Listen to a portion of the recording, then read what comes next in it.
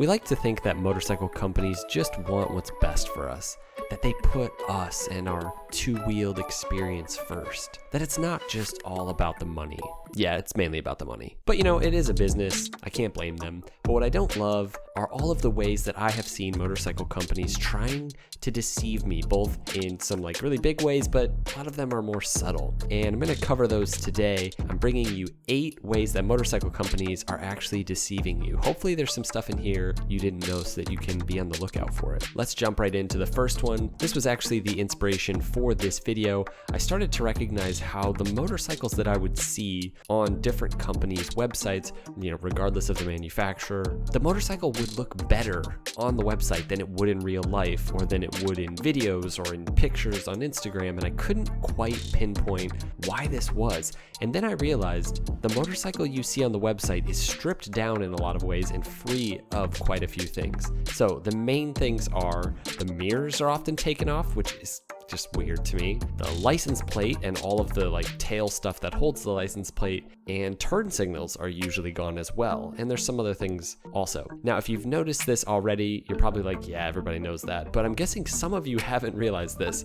Just take a look at, for example, this MV Agusta F3. It looks so clean. It just is so simple. And that's because it's basically stripped down to what a track bike looks like. But then you Google this motorcycle, or again, you see it on Instagram, it just doesn't look quite as sleek. And that's mainly because the mirrors are gone and the tail section is gone and the turn signals are gone. In this case, the turn signal is within the mirror, so it's not as big of a difference. But you go look on Triumph's website or Royal Enfield or whatever it is, the bike that you're seeing usually is stripped down of some things. So beware when you're looking at a motorcycle. If you're just enthralled by a bike that you see on a website, go Google it or see it in real life and see if it still does the same thing for you, because often they've done some things to make it look different, especially taking those things off that I mentioned. Okay guys, little update on this. It looks like most of the companies are not actually doing this anymore, although MV Agusta still does. And there are some pictures, I believe, on Triumph's website that show bikes. And of course, some of the companies show track bikes,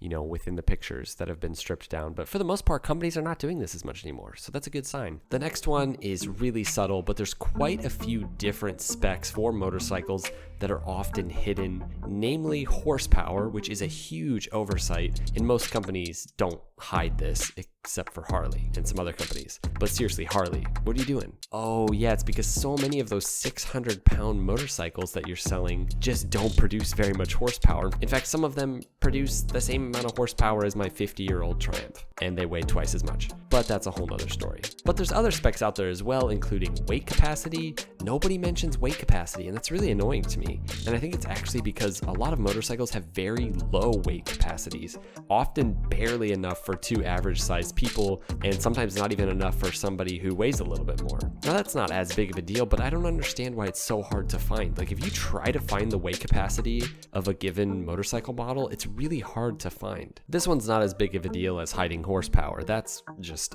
uncalled for. But yeah, I want some more specs. I want all the specs when I'm looking at a bike. All right, number 6 goes to what I'm calling prototype hype. And here I'm specifically referring to the difference between the motorcycles that we see when they're first unveiled or revealed and the one that actually comes to production. And a few recent examples that pop into my head are the BMW R18 and the KTM 790 Duke. These are awesome bikes in their own right, in production form. Well, I don't know, maybe not awesome, but yeah, they're great looking bikes. I can say that at the very least, as I haven't ridden either of them. And if you just saw the released bikes, you might think, wow, these are awesome looking bikes. But here's the thing, they're nothing compared to what the prototype versions looked like. The Duke 790 was one of the most hyped unveils in recent motorcycle history. It absolutely stole the show at EICMA. Everybody loved it because it was so cool looking, it's so sleek. And then they took away all the things that made it awesome. The 2 main things are the headlight. The headlight looked so cool in the prototype and they just completely did away with that. And then the upswept, just raw looking exhaust that came up under the seat. Oh, it would have been so KTM to just leave that. And of course they didn't, which I know there's reasons for these things, but I don't want the production bike to look that different from the prototype version. And I don't want to see a prototype of the bike that's coming out that's impossible to make. If you know you can't do an exhaust like that, don't make me think that you're gonna. Don't tease me with that. And the same is true of the BMW R18 in so many ways, but specifically the levers on the bike in the prototype version. I mean, the exhaust also, don't forget the exhaust, but yeah, the levers were basically like a really old school lever style where it's opposite. It's coming from the end of the handlebar. I had a project bike that was a Sunbeam S8 from the late 40s, and the Sunbeam S7, which was like the deluxe version, had these handlebars, and the BMW R18 was gonna have this. And I'm telling you, if the BMW R18 had looked exactly like the prototype when it came out, I would have wanted one, because I think it's such a cool version of a heritage bike. It's a cruiser,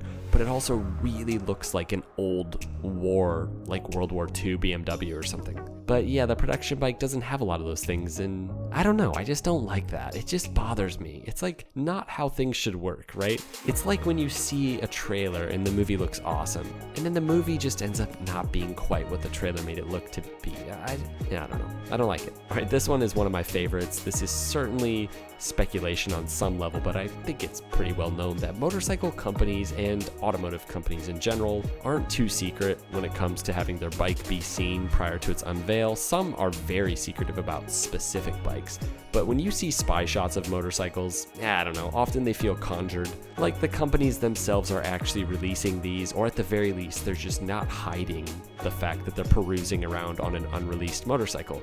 And I'm okay with this, but just remember, the next time you get all excited about a spy shot of some motorcycle on Reddit, there's a good chance that that was released intentionally. All right, we talked about horsepower figures being hidden by some manufacturers, but another way companies use horsepower figures to deceive you is by giving you the wrong figures. Well, sort of. First, companies almost always give you the motorcycle's horsepower from the crank, not from the rear wheel, which means the bike will always produce less horsepower than what you're seeing on the site. But this is true of every motorcycle, so it's not as big of a deal. Like 200 horsepower could mean something in your mind, but it's not 200 horsepower at the wheel. But it isn't 200 horsepower at the wheel for any of the other bikes either, so it's all relative.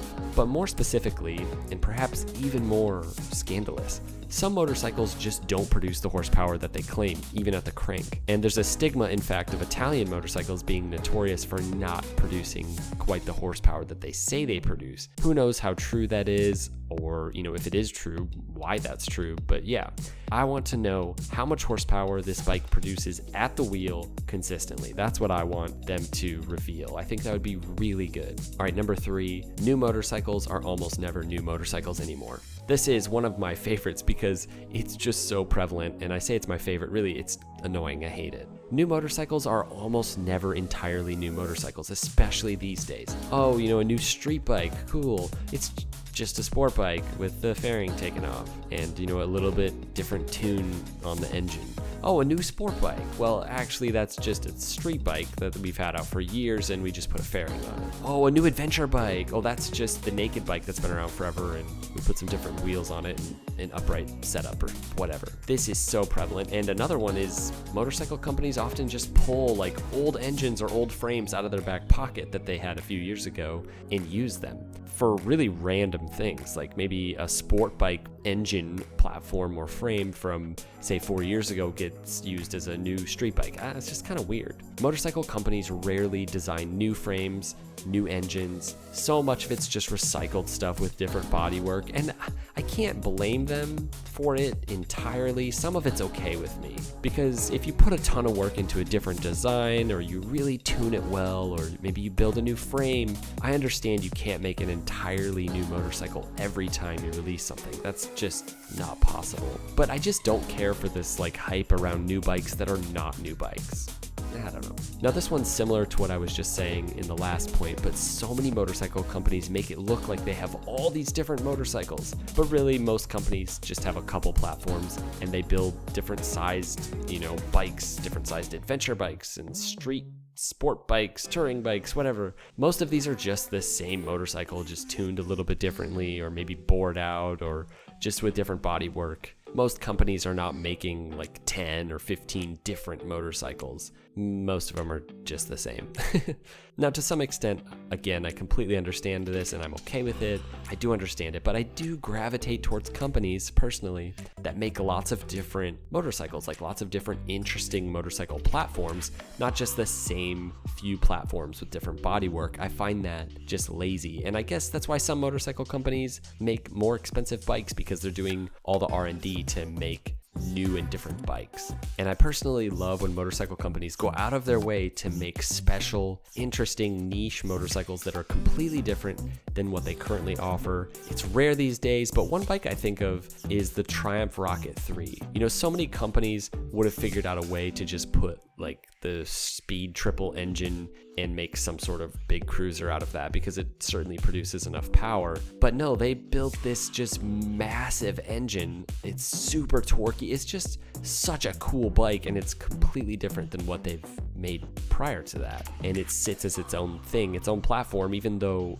I can't imagine it's the most popular motorcycle in the world, but it's super cool for those who like it and want it. And I totally respect that. All right, the last one is completely understandable, but for some reason it's really annoying to me. It's the idea of fake heritage. So many of the motorcycle companies that do focus on heritage and really push that as a selling point are companies that were dead and revived decades after, you know, those legendary bikes were being produced and after the company was a legendary company. The only companies that really can lay claim to a true heritage and to having their bikes really hold a piece of the DNA of, you know, the legendary bikes of say 30 or 50 or 100 years ago are the companies that never died, that have been constantly evolving their bikes and their engine platforms. When you buy a company 30 or 40 or 50 years after it was making motorcycles and you make new motorcycles made to look and feel like those old motorcycles, I'm sorry, but that's not heritage. It just isn't. And many of these companies actually used to not focus on heritage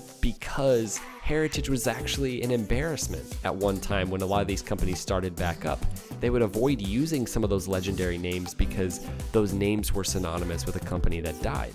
But now it's such a huge thing that every company is trying to figure out a way to push heritage, if at all possible. I'm just sick of it, honestly. I find it annoying. Maybe that's just me. Anyways, hopefully you guys found something here that you didn't previously know.